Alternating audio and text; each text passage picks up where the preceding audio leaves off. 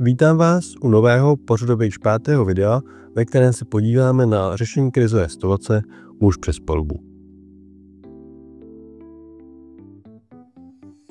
Prvně na schématu můžeme vidět směr větru a nyní se podíváme na animace, jak taková záchrana probíhá.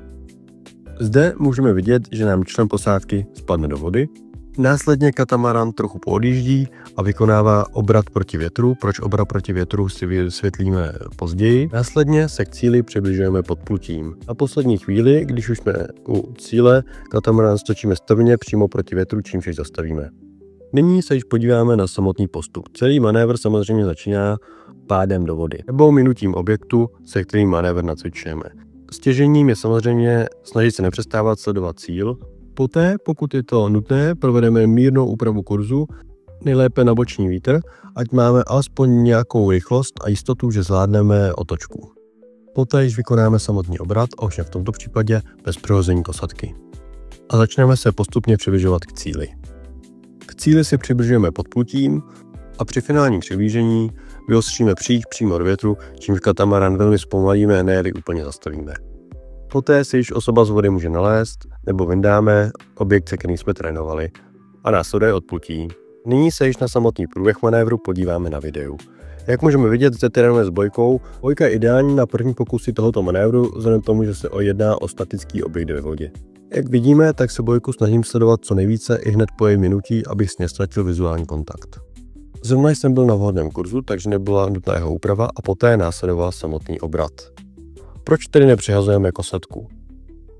Za prvé, v současné chvíli jsem na plavidle sám, což mi situaci trošku stěžuje a je lepší se věnovat udržování vizuálního kontaktu. Ale hlavně kosatka se v tuto chvíli stává účinnou brzdou, která mi pomáhá brzdit katamarán při přiblížení.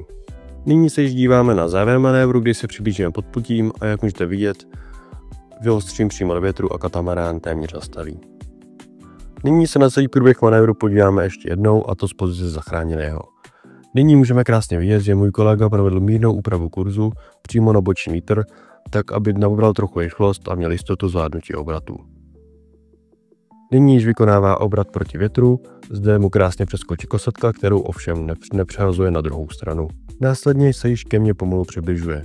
Přiblížení je důležité vykonávat pod plutím, a to z toho důvodu, že za předpokladu, že by katamaran přišel z návětrné strany, může přijít vlna nebo nějaký podej větru, který může katamaran hodit nebo smést nějakým způsobem na mě. Obrat proti větru vykonáváme z toho důvodu, že je bezpečnější variantou a hrozí při něm menší riziko převrácení katamaránu. Nyní jsem se nalodil a můžeme spolu znovu vyplout. Zde máme v rychlosti 2 obrázky, jak se na katamaran můžeme nalodit za pomoci převrácecí šňůry. Pokud bychom měli problém, vylézt na něj samostatně. Co se týká tréninku, tak jak jsem řekl, ideálně začínat s bojkou, jelikož se jedná o statický objekt ve vodě. Poté není špatné vzít si plovací vestu, jednu navíc na katamarán a hodit ji do vody a zachraňovat plovací vestu nebo nějaký jiný plovoucí objekt, který již nám ale unáší moře a vítr. Další složkou tréninku může být trénink vyostřování přímo proti větru a zastavování katamaránu. To můžeme vidět i zde na přiloženém videu a zároveň obraty bez přehození kosatky, což je de facto zjednodušený obrat. Ale je dobré ošahat si, jak to funguje a jak se poté chová katamarán s nepřirozenou kosatkou. Když se budeme bavit o nejčastějších chybách, tak co se nám může stát je, že obrat uspěcháme a nebudeme dostatečnou rychlost a nepodaří se nám jej provést. Nebo na druhou stranu budeme příliš váhat, vzdálíme se příliš a můžeme ztratit cíl vizuálně. Zároveň, jak jsme si řekli, je též chybou přibližovat se z návětrné strany a co se nám též může stát, je neúspěšné nastavení přímo proti větru, které nyní můžeme vidět na videu.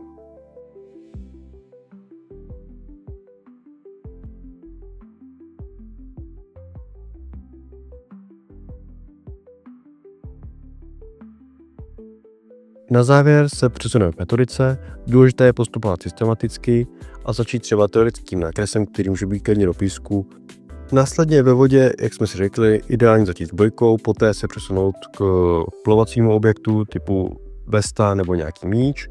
A pokud máme v žáka velkou důvěru, může nás poté žák zkusit zachránit, ale musíme si být 100% jistí podmínkami a tím, že žák bez problémů zvládá vyostřit proti větru a katamarán zastavit tak, aby k němu mohl instruktor zpět doplavat bez vykonání obratu. Trénování manévrů muž přes palubu je klíčovým aspektem základních kurzů jachtingu a ačkoliv doufáme, že ji v praxi nikdy potřebovat nebudeme, je nezbytné si tento manévr osvojit.